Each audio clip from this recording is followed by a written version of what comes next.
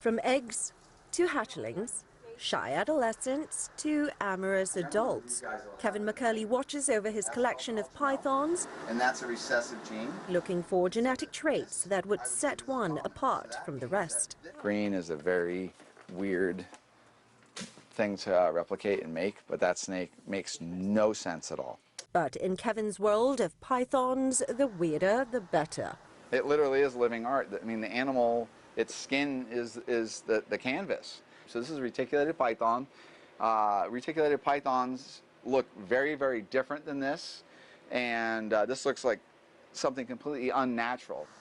Considered a pioneer of the designer snake industry, Kevin has run New England Reptile Distribution, or NERD for short, for more than 20 years, and now houses around 6,000 snakes in this 14,000 square foot building in New Hampshire. Most of them are ball pythons that carry a combination of genes, like this pastel desert ghost, this coral glow cinnamon fader that's rather fond of me, and this bumblebee genetic striped calico.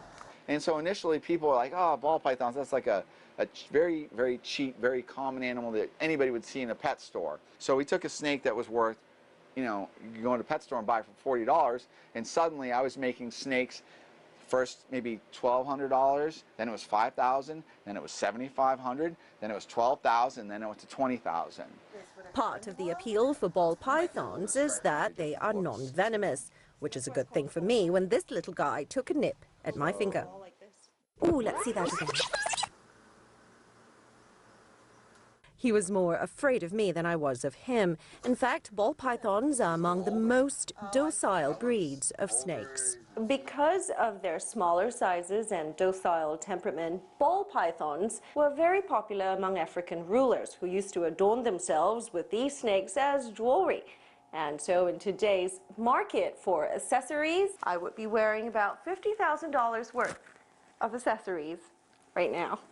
Once highly lucrative, Kevin McCurley says the industry peaked around 2010, before more breeders saturated the market and before state laws became more restrictive. But NERD is seeing growing demand from abroad, from as far away as Saudi Arabia, Indonesia, Japan and China.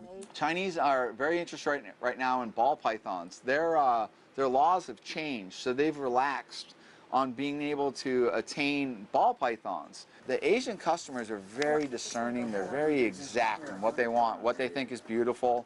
Like this pure white, blue-eyed leucistic. Foreign markets are one way NERD remains in business. But to stay competitive, NERD has also diversified beyond snakes to other reptiles, including monitor lizards. I always have to think of new aspects, new genes, new combinations. I need to see things that other people don't see. Like most business ventures, it's about the survival of